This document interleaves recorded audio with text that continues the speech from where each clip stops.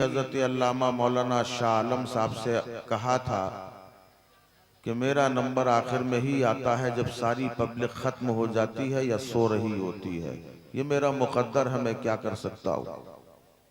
रात के इस हिस्से में तकरीर की नहीं जाती, तकरीर कराई जाती है। कश्ती का जिम्मेदार फ़कत ना खुदा नहीं, कश्ती में बैठने का सलीका भी चाहिए। थोड़ा ऐसे आ जाइए, हमारे सामने आ जाइए। अगर आपने इतनी कुर्बानी दी है, थोड़ी कुर्बानी और दीजिए। रात के 2:30 बज रहे हैं, तकरीबन रात में 2:30 बज रहे हैं।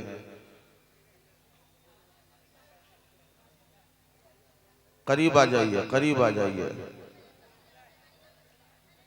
मुझसे बताया गया था कि 3 बजे तक प्रोग्राम चलेगा, उस हिसाब से 2:30 के बाद आधा घंटा बचता है।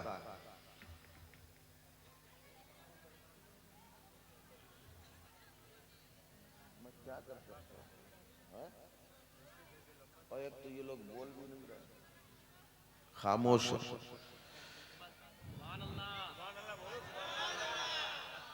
देखिए, आप नबी की मोहब्बत में यहां बैठे, बोलिए बैठे कि नहीं?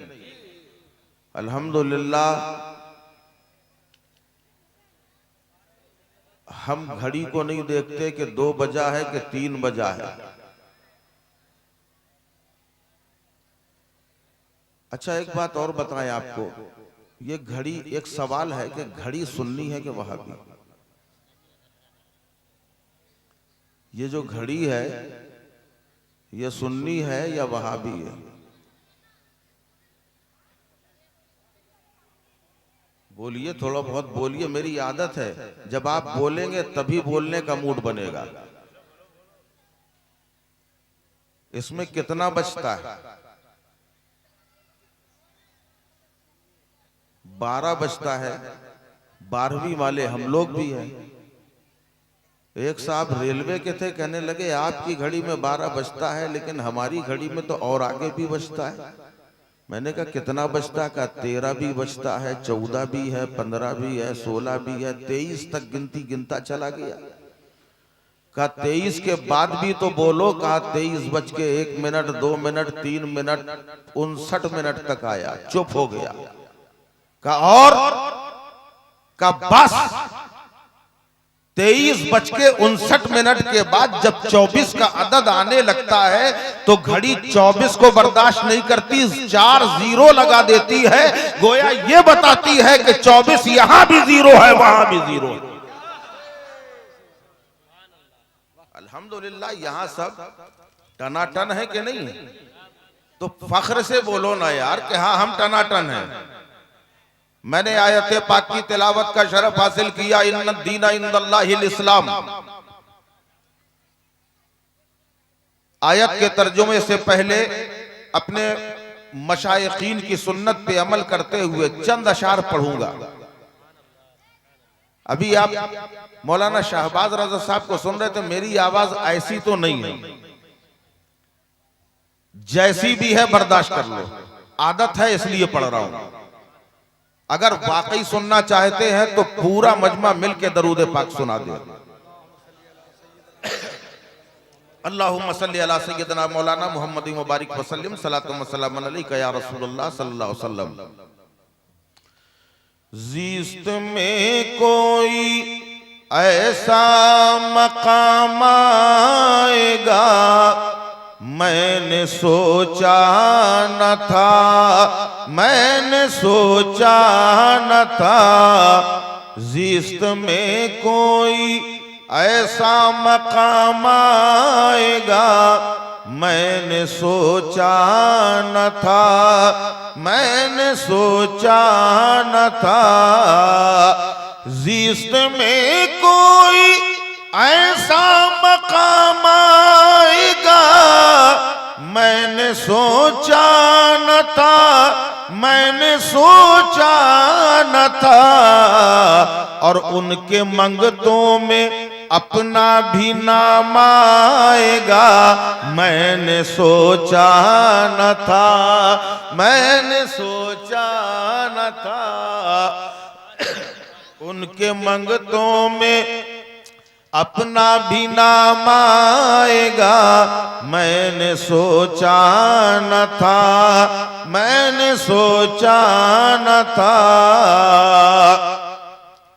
और चढ़ के काबे की छत पर ये बोले बिलाल, सुभान अल्लाह, बोलो मचल के सुभान अल्लाह। अल्लाह अल्लाह, मेरे आका करीम अलैहिस्सलातु वस्सलाम की शान करीमी पे कुर्बान जाओ। आका अलैहिस्सलाम ने एक मर्तबा हजरत बिलाल से इरशाद फरमाया, ऐ बिलाल अजान पुकारो। हजरत बिलाल खाना काबा के सामने खड़े हो गए।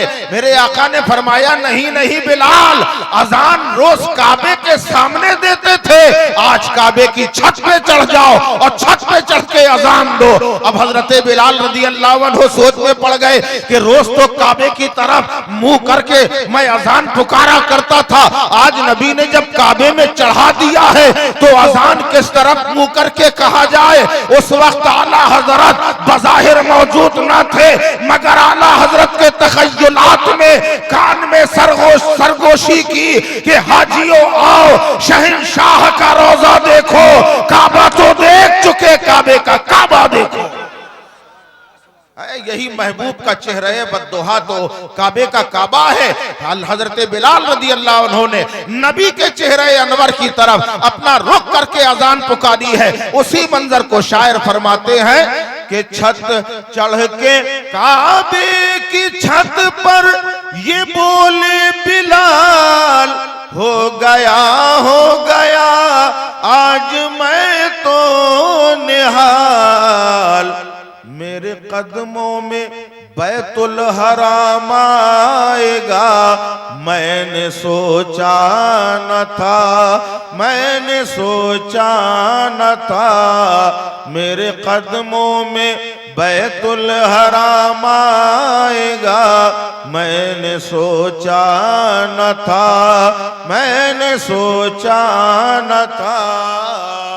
या माशरल मुस्लिमीन व या जमाअतल हाज़िरीन रहमुकुमुल्लाहु ताला व रहमुना, अल्लाह ताला की बेशुमार रहमतें बरकतें नाज़िशे कायनात फ़ख्रे मौजूदात अहमद मुश्तबा हुजूर ताजदार दो आलम मोहम्मद मुस्तफ़ा सल्लल्लाहु अलैहि वसल्लम का करम खास हम तमाम हाज़िरीन पर साया फिगन हो।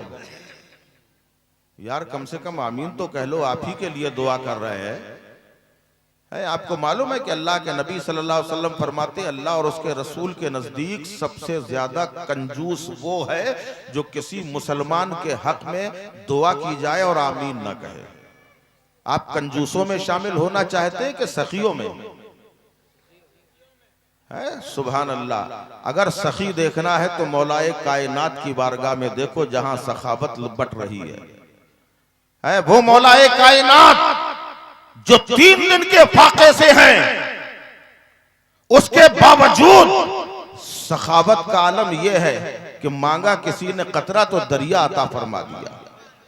वो मौलाए कायनात 3 दिन के फाके से है। अबू जहल को पता लग गया कि आज अली 3 दिन के फाके से है।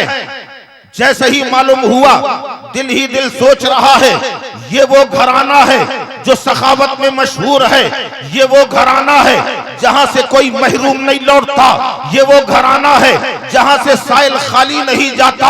अगर आज कोई मांगने वाला आ जाए, मजा आ जाए। अभी ये सोच ही रहा था, पीछे से आवाज आई, ए सरदारे मक्का, घर में बेटी की शादी है, अगर कुछ इंतजाम हो जाए तो बेटी की शादी बहुस्नो खूबी अंजाम पाए। जैसे ही उसने कहा, अबू जहल कहने लगा, बहुत अच्छे वक्त में आए हो।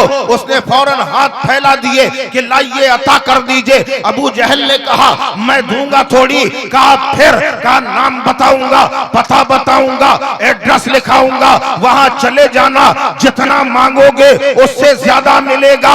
उसने कहा कौन है? अबू जहल ने बताया, वो दरवाजा सामने है, उस घर के मालिक का नाम अली है, वहां जाके दस्ते सवाल फैलाओ, जितना मांगोगे उससे ज्यादा मिलेगा।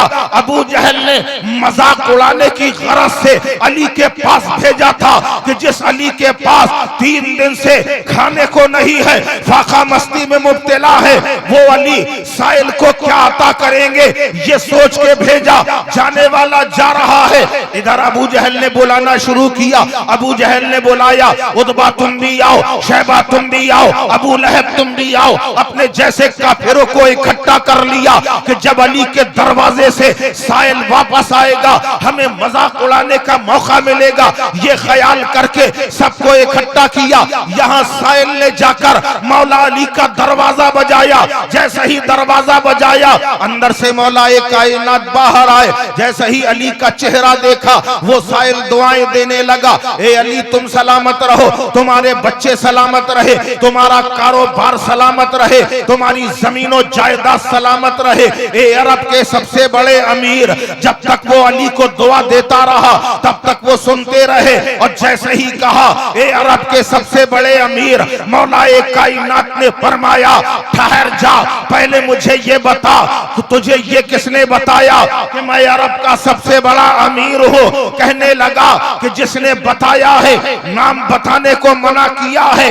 मौला कायनात फरमाते हैं सुन, जब तक नहीं बताएगा उसका नाम तब तक नहीं बनेगा तेरा काम।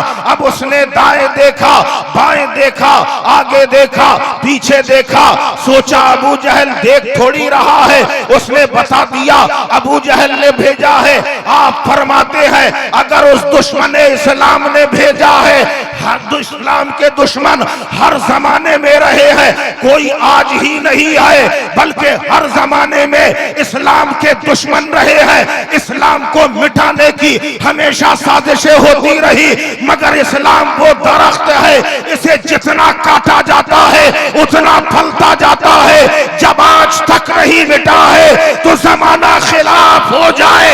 याद रखो ये वो इस्लाम है जिसे अल्लाह ने कहा है इन्ना दीना इंदल्लाहिल इस्लाम, अल्लाह का पसंदीदा मजहब मजहब इस्लाम है। जब तक शान खुदा है, जब तक ज़ाते मुस्तफा है, तब तक न इस्लाम मिटा है न सुबह कयामत तक मिटेगा। इस्लाम जिंदा है, जिंदा। ये वो मजहब इस्लाम है जिसमें हजरत आदम की आदमियत है, जिसमें हजरत नूह की नजाबत है, जिसमें इब्राहिम की खुल्लत है, जिसमें इस्माइल का ईसार है, जिसमें मूसा का जलाल है, जिसमें ईसा का कमाल है और जिसमें रसूल पाक के नवासों की कुर्बानियां है। वो मजहब जिसे 22,000 का लश्कर न मिटा सका, वो मजहब जिंदा है, जिंदा ही रहेगा। अभी मैं वापस पलट के यही आऊंगा। मैं मौलाए कायनात की बात कर रहा था। याद रखना, मौलाए कायनात की बारगाह में जब वो पहुंचा उसने बता दिया अबू जहल ने भेजा। मौलाए कायनात फरमाते हैं अगर उस दुश्मन इस्लाम ने भेजा है तो जरूर दूंगा, और इतना दूंगा तेरी हाजत भी पूरी हो जाएगी, आदत भी पूरी हो जाएगी। उसने कहा हजरत अली से जाइए, फिर जल्दी से अंदर जाइए। मौलाए कायनात ने कहा अंदर क्यों जाऊं? कहा जब अंदर जाएंगे तभी तो कुछ बाहर लाएंगे। आपने फरमाया मैं अली हूं, अली, मुझे अंदर बाहर आने जाने की जरूरत नहीं है, जो देना होगा यहीं खड़े खड़े दूंगा। उसने कहा हुजूर अता कीजिए, हाथ बढ़ा दिए। मौलाए कायनात इरशाद फरमाते हैं याद रख जो मैं दूंगा वो तुझे दिखेगा नहीं। आप लोग को समझ में आ रहा है कि नहीं आ रहा है? तो थोड़ा सा बोलते रहिए तब तो हमें मालूम होगा समझ में आ रहा है। और आगे आ जाइए, खाली जगह है, जगह देखिए कितनी खाली। आप इतनी दूर क्यों बैठे हैं? करीब आइए और करीब आ जाइए। इतना शर्माया मत कीजिए। माशाल्लाह आपसे बेहतर तो समात हमारी मां बहनों की है, अभी तक वैसे ही मजमा है। मौलाए कायनात रज़ी अल्लाह ताला अन्हु ने इरशाद फरमाया याद रख जो मैं तुझे दूंगा वो दिखेगा नहीं। क्या हुजूर रहेगा? तो कहा हाँ बिल्कुल रहेगा। का क्या देने वाले हैं? आपने फरमाया मैं तुम्हारे हाथों में छू कर दूंगा। छू समझते हैं कि नहीं? फूंक डालना का मैं तुम्हारे हाथों में छू कर दूंगा। न तुम देखना न रास्ते में किसी को दिखाना, जिसने तुम्हें मेरे पास भेजा सबसे पहले उसी को दिखाना। उसने कहा ठीक है। मौलाए कायनात ने आंखें बंद करी, कुछ पढ़ा, लब हिल रहे हैं, मौलाए कायनात पढ़ रहे हैं। पढ़ने के बाद आपने उसके हाथों में छू कर दिया, फरमाया मुट्ठी बंद कर ले। उसने मुट्ठी बंद कर ली, फरमाया किसी को दिखाना नहीं। अब उसने हाथों को टटोला, यार कुछ है तो है नहीं, खाली छुई तो है, खाली छुई तो है। मसल मसल के देखा कुछ है का नहीं है, चल दिया। अकीदा था कि दिया है तो कुछ होगा, तो चल दिया, आगे बढ़ गया। दूर अबू जहल ने दूर से देखा, कहने लगा कुछ मिला? साहिल ने कहा हां मिला। अकीदत की बुनियाद पे कह दिया हां मिला। इतना कहना था कि ऐसा लगा कि कुछ हाथ में आ गया। अब ये सोचने लगा देखा जाए, मगर मौला अली का कौल याद आ गया, खबरदार देखना नहीं, न किसी को दिखाना, सबसे पहले उसी को दिखाना। महसूस होने लगा कि कुछ हाथ में है। पूछा क्या मिला? कहा मुझे भी नहीं मालूम क्या मिला। अब वो भी चक्कर में पड़ गया, न जाने इसको क्या मिल गया है। यही सोचो फिक्र में है कि आखिर क्या मिल गया है। उसने कहा खोल के देखता क्यों नहीं है? कहा देखने की इजाजत नहीं है, रास्ते में किसी को दिखाने की इजाजत नहीं है, तुझे ही सबसे पहले दिखाने की इजाजत है। अब वो इंतजार कर रहा है। ये साइल जब पहुंचता है, लोगों की नजरें जमी है। अबू जहल ने कहा मुट्ठी खोल। जैसे ही मुट्ठी को खोला है, एक नायाब मोती जगमगा रहा है। अबू जहल ने हैरानी के आलम में सवाल किया, ये बता तुझे कहां से मिला है? कहा अली ने ही दिया है। कहा कहां से लाके दिया है? मैंने अपनी जिंदगी में तमाम खजाने देखे हैं, बड़े बड़े खजाने देखे हैं, मगर ऐसा नायाब गौहर मैंने अपनी जिंदगी में नहीं देखा। ये बता अली ने कहां से लाके दिया है? खेत से लाके दिया, खलियान से लाके दिया, जमीन से लाके दिया, मकान से लाके दिया, या दुकान से लाके दिया? उस साहिल ने कहा सुन, जहां तक मेरे देखने का सवाल है तो ना अली ने जमीन से लाके दिया, ना मकान से लाके दिया, ना खेत से लाके दिया, ना खलियान से लाके दिया, ना दुकान से लाके दिया, बल्कि खुदा की कसम हैदर कर्रार ने ये मोती मुझे अपनी जबान से अता किया है। अल्लाहु अकबर। जब मुस्तफा के गुलामों का ये हाल है तो इख्तियारे मुस्तफा का आलम क्या होगा। आज का जलसा मुख्तारे कायनात के नाम से है। मैं अर्ज ये कर रहा था, अल्लाह तबारक व तआला ने इरशाद फरमाया इन्नद्दीना इंदल्लाहिल इस्लाम, बेशक अल्लाह का पसंदीदा मजहब मजहब इस्लाम है। अब जब अल्लाह का पसंदीदा मजहब है, अगर हमारे पास 10 जमीन है या आपके पास 10 जमीन है, 10 जमीन के आप मालिक है, 10 जमीन के हम मालिक हैं। अब उन 10 जमीन में जो सबसे ज्यादा मुझे पसंद होगी, हम उस जमीन को सबसे ज्यादा सजाएंगे।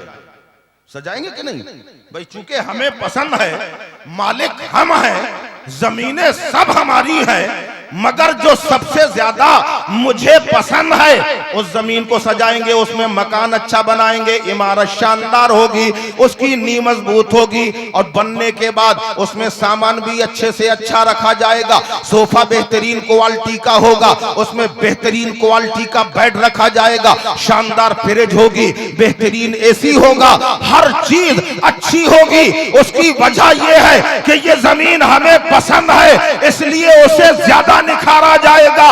रब ने फरमाया इन्नद्दीना इंदल्लाहिल इस्लाम, मेरा पसंदीदा मजहब मजहब इस्लाम है, मजहब इस्लाम है। ये वही मजहब इस्लाम है, कोई नया मजहब नहीं है। हजरत आदम ने इसी मजहब इस्लाम की इशाअत की है, हजरत नूह ने इसी मजहब इस्लाम को सींचा है, हजरत जकरिया ने अपनी अपनी कुर्बानी इसी इस्लाम के लिए दी है। हजरत इब्राहिम ने अपना इसार इसी इस्लाम में पेश किया है। हजरत इस्माइल ने अपनी जान इसी पे कुर्बान करने के लिए रजामंदी का इजहार किया है। यही वो मजहब इस्लाम है जिसमें हजरत मूसा ने अपना जलाल निसार किया है। यही वो मजहब इस्लाम है जिसमें हजरत ईसा के मोजज़ात है। और यही वो मजहब इस्लाम है जिसमें रसूल कायनात का पत्थरों से लहू लहान होना मैदान ताइफ में शामिल है।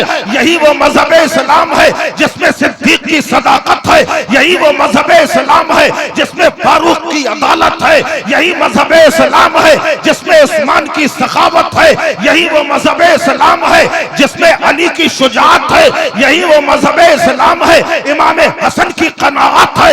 यही वो मजहब इस्लाम है जिसमें हुसैन की शहादत है। यही वो मजहब इस्लाम है जिसमें गौसे आजम की गौसियत है। यही मजहब इस्लाम है जिसमें ख्वाजा की ख्वाजगियत है। यही वो मजहब इस्लाम है कि बरेली के मुजद्दिद की मुजद्दिदियत है।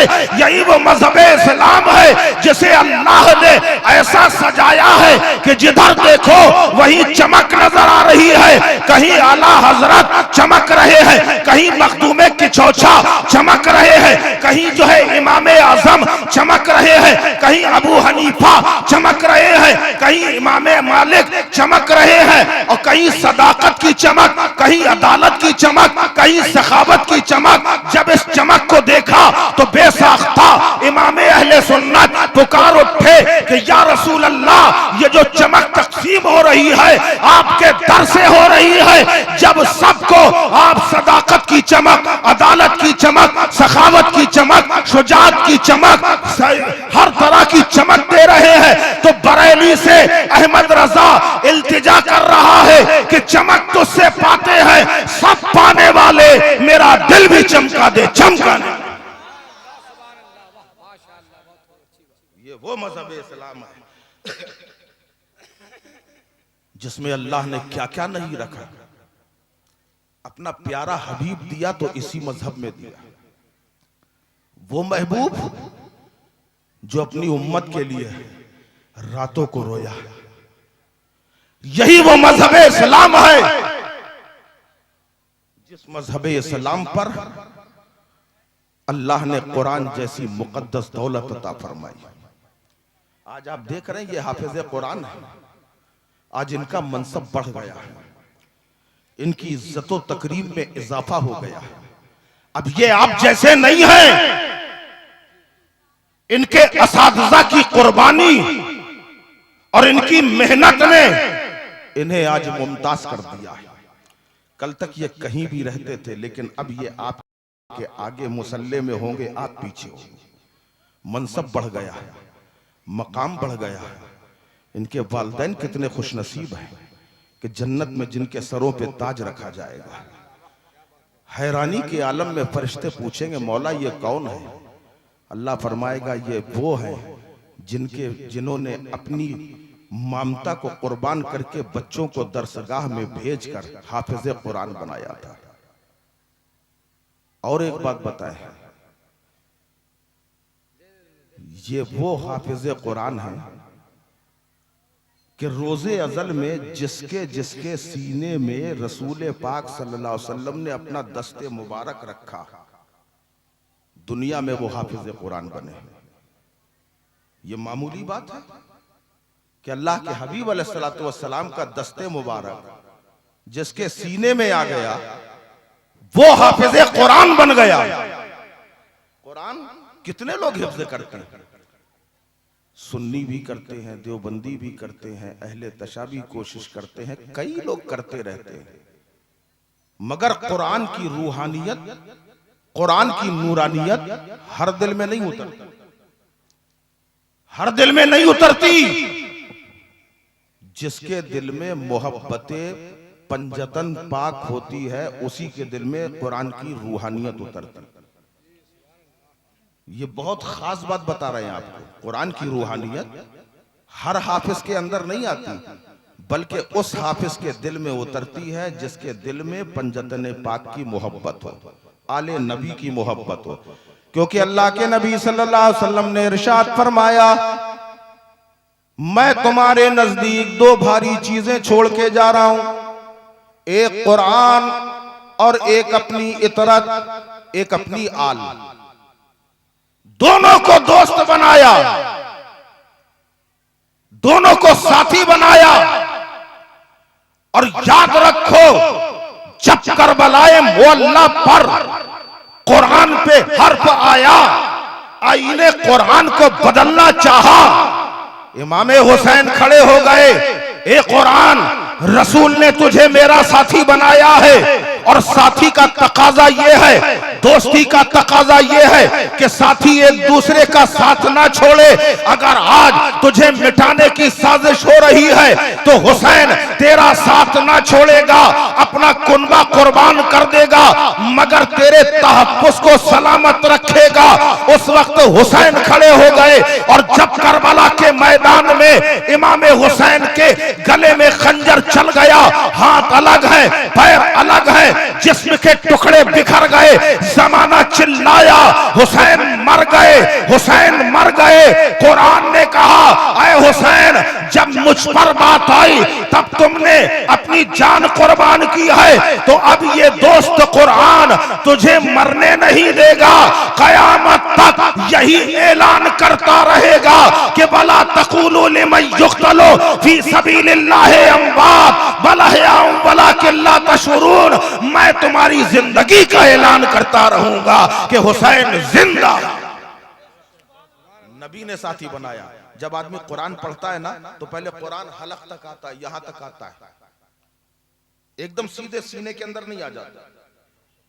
कुरान हलक तक आता है, अंदर झांक के देखता है कि दिल में मोहब्बत आले रसूल है कि नहीं। अगर मोहब्बत आले रसूल है तो अंदर उतर जाता है, रूहानियत आ जाती है। और अहले बैत की मोहब्बत नहीं है तो कुरान तो याद हो जाएगा मगर कुरान की रूहानियत नहीं मिलेगी।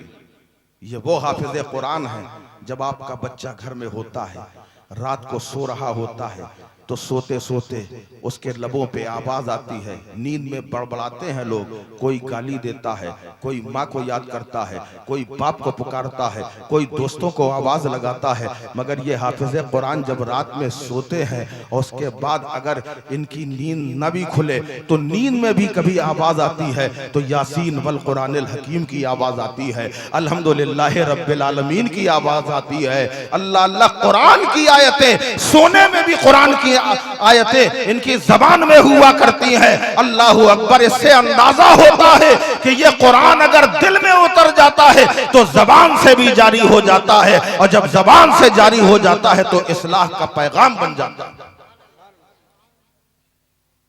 आज का ये जलसा मुख्तारे कायनात, मुख्तारे दो आलम कॉन्फ्रेंस है और जलसा दस्तार बंदी। आपने देखा अभी एक रूह परवर मंजर, इनके सरों पे दस्तार बांधी गई। दस्तार देखी ना, ये जो साफा बंधा है इसी को दस्तार कहा जाता है। आपको मालूम है इसका कोई सबूत है आपके पास? इतने बड़े बड़े उलमा बैठे हैं, इन्होंने दस्तार तो करा दी, ये दस्तार बंदी का कोई सबूत? जहां तक मेरी नजर का सवाल है, एक रिसाला निकला करता था जिसका नाम है कारी। उससे पहले ये दस्तार का सिलसिला नहीं है।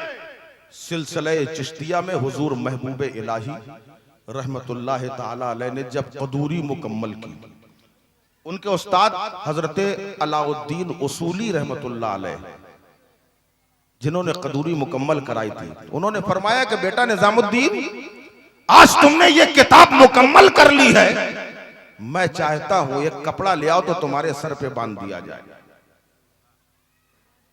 इससे पहले ये कोई मिसाल नहीं। हाँ, खिरक़े खिलाफत और दस्तार वो अलग चीज है, मगर मदारिस के अंदर यही पहली बात है जो मेरी नजर से गुजरी। हजरत अलाउद्दीन उसूली रहमतुल्लाह अलैह ने इरशाद फरमाया, ऐ निजामुद्दीन, आज तुमने कदूरी मुकम्मल की है तो मैं ये चाहता हूं थोड़ा तबर्रुक का एहतमाम हो जाए। उन्होंने कहा ठीक है हजरत। घर पहुंचे, अपनी माँ से कहा, अम्मा, हमारे उस्ताद ने कहा कुछ शीरीनी वगैरह हो तो उसमें फातिहा हो जाए।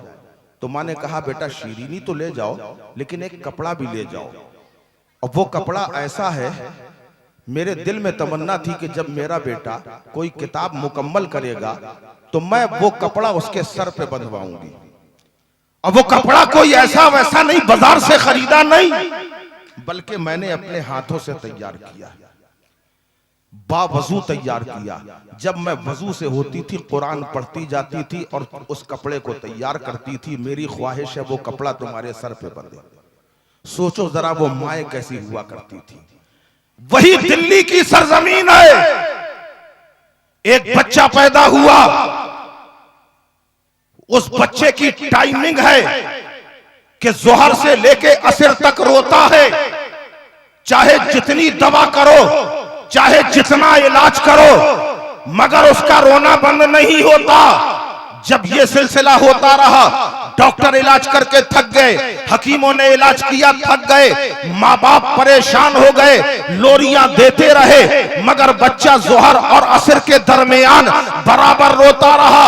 आखिर एक मजूब कामिल का गुजर वहां से हुआ। एक फकीर दरवाजे से निकला, बच्चा रो रहा है। बच्चे को रोता देखकर पूछा, ये बच्चे को रोला क्यों रहे हो? कहा, हम रोला नहीं रहे, हम तो हर तरह का आराम दे रहे हैं। ये बच्चा पूरा दिन खामोश रहता है, मगर जोहर के बाद ये रोना शुरू कर देता है। उस फकीर ने कहा, क्या मैं उस बच्चे को देख सकता हूँ? कहा, हाँ हाँ बिल्कुल देख सकते हैं। वो फकीर बच्चे को देखता है, गोद में लेता है। लोगों से कहा, क्या तुम्हारे घर में कोई अलग कमरा है? लोगों ने कहा, हाँ अलग कमरा है। कहा, उस कमरे में मैं जाना चाहता हूँ, ये बच्चा मेरे साथ जाएगा। माँ चुप करा रही है, नहीं चुप हुआ। बाप ने दिलासा दिया, नहीं चुप हुआ। भाई बहन पुकार रहे हैं, बच्चा चुप नहीं हुआ। अब फकीर ने गोद में लिया, कमरे के अंदर गया, दरवाजा बंद कर लिया। थोड़ी देर हुई थी, अचानक रोने की आवाज बंद हो गई। कुछ देर वो शख्स, वो फकीर अंदर रहा, बच्चे को साथ में रखे रहा। दरवाजा खोला, बच्चा हाथ में दे दिया।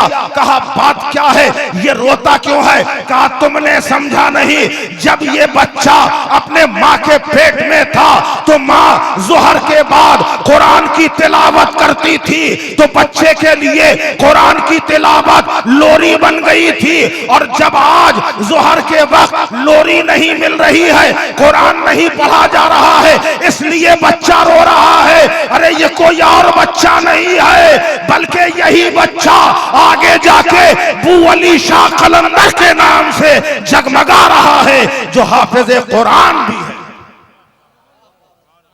जब माएँ अपने बच्चों को कुरान की तिलावत करती हैं, गोद में हो या पेट में हो, तो बच्चों पे उसके असरात जरूर आया करते हैं। सरकार गौसे आजम रदी अल्लाह ताला अन्हु के बारे में सुना है, 17 पारों के हाफिज कुरान पैदा हुए, क्योंकि माँ ने 17 पारे जिस वक्त पढ़े हैं वो गौसे पाक को याद हो गए हैं। तो ये कुरान आसान नहीं है, मगर जब रब का करम हो जाए और रब के प्यारों की अता हो जाए, तो यही वो कुरान है कि चंद लम्हों के अंदर भी सीने में आ जाया करता है। हजरत शेख मुजद्दिद अल फसानी रहमतुल्लाह अलैह, बहुत ऊंचा नाम है आपका, अपने वक्त के मुजद्दिद है। हजरत मुजद्दिद अल फसानी रहमतुल्लाह अलैह का एक मुरीद था, बड़ा चहीता था।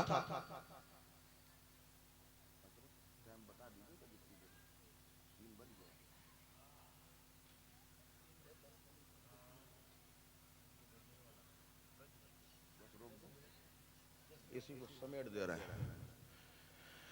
मुजद्दिद अल फसानी रहमतुल्लाह अलैह का एक मुरीद था, बड़ा मुंह लगा था। हालांकि पीर के सामने इतने मुअद्दब अंदाज में रहना चाहिए कि तमाम मुर्शिदों के मुर्शिद, पीरों के पीर रसूल पाक सल्लल्लाहु अलैहि वसल्लम के सामने जैसे फारूक आजम रहे। आवाज बुलंद थी तो मुंह में रेत भर के आते थे ताकि मुंह से तेज आवाज ना निकले।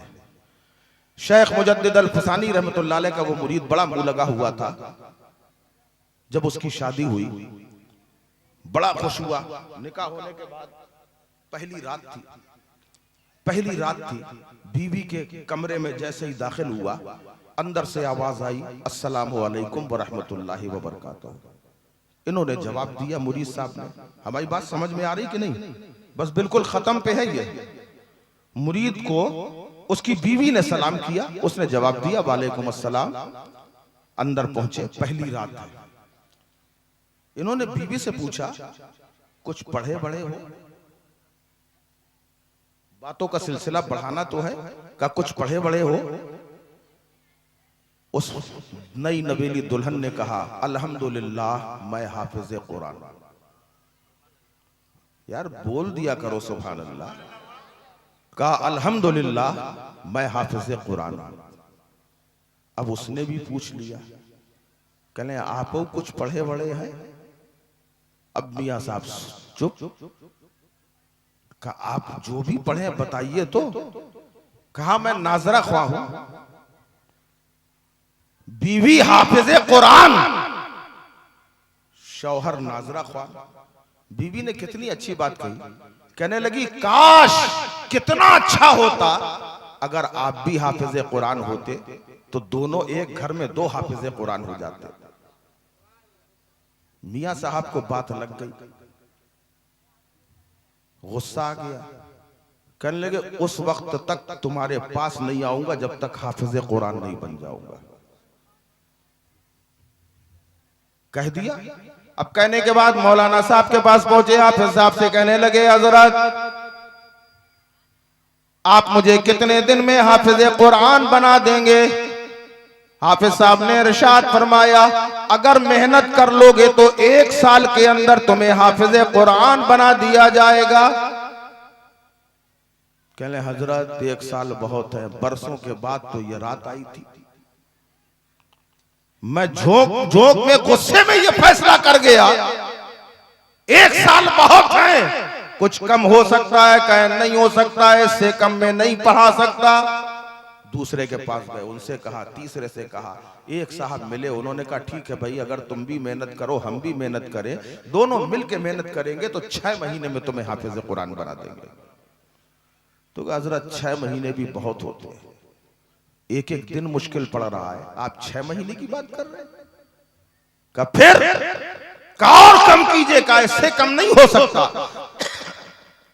जब देखा कोई सहारा नहीं, अब अपने पीरो मुर्शिद शेख मुजद्दिद अल फसानी रहमतुल्लाह अलैह की बारगाह में पहुंचे, कहने लगे हजरत मैं हाफिज कुरान बनना चाहता हूं। तो आपने फरमाया सब जगह तो हो गया, होके आ गए हो, अब आखिर में मेरे पास आए हो। का हुजूर जब कहीं काम ना बने तब पीर के पास बन जाता है। मैं हाफिज कुरान बनना चाहता हूं, आप कितने दिन में हाफिज कुरान बना देंगे? आपने इरशाद फरमाया तुम भी मेहनत करो मैं भी मेहनत करूं, दोनों मिलकर मेहनत करेंगे तो तुम्हें 3 महीने में हाफिज बना दूंगा। क्या हजरत 3 महीने भी ज्यादा है, और कुछ कम हो सकता है?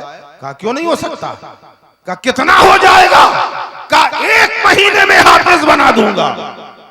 कहने लगे सरकार अभी 1 महीना भी बहुत है, और कम करिए।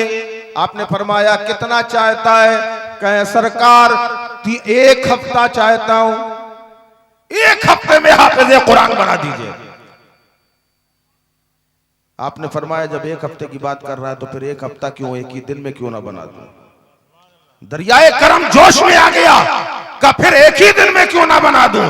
का ऐसा हो सकता है? का बिल्कुल हो सकता है। कल सुबह फजर की नमाज मेरे बाईं तरफ पहली सफ में बैठ के पढ़ लेना, फिर उसके बाद बताना। अब सारी रात उसने गुजार दी, इंतजार कर रहा है कि कैसे रात कट जाए। सारी रात जागता रहा, टहलता रहा कि मुझे हाफिज कुरान बनना है। सुबह का वक्त होता है, मुअज्जिन से पहले मस्जिद में दाखिल हो जाता है, मुअज्जिन बाद में आ रहा है, मुरीद पहले दाखिल हो चुका है, पहली सफ में बाईं जानिब बैठ गया और उसके बाद मुअज्जिन ने अजान पुकारी, सुन्नतें अदा की गई। मुजद्दिद अल फसानी ने नमाज पढ़ाई है और नमाज पढ़ाने के बाद जब आपने दाहिनी तरफ सलाम फेरा है तो मुअर्रिख फरमाते हैं जितने लोग पहली सफ में दाईं तरफ थे सब आलिमे दीन बन गए, अब बाईं तरफ फेरा है तो जितने थे सब हाफिज कुरान बना गए।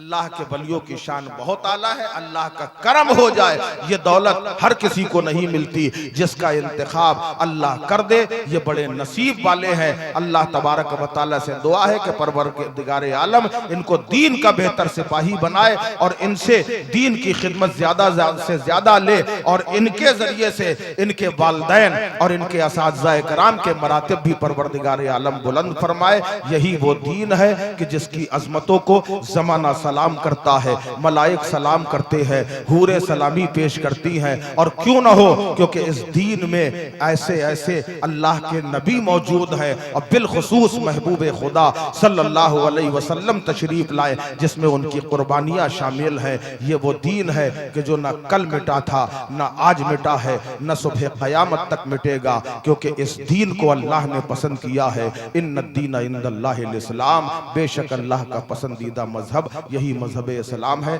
अल्लाह ताला हमें मजबूती से इस पे कायम और दायम फरमाए और इस्लाम मजहब इस्लाम के उसूलों पे अमल करने की तौफीक अता फरमाए। वमा अलैना इल्लल बलागुल मुबीन। अस्सलामु अलैकुम।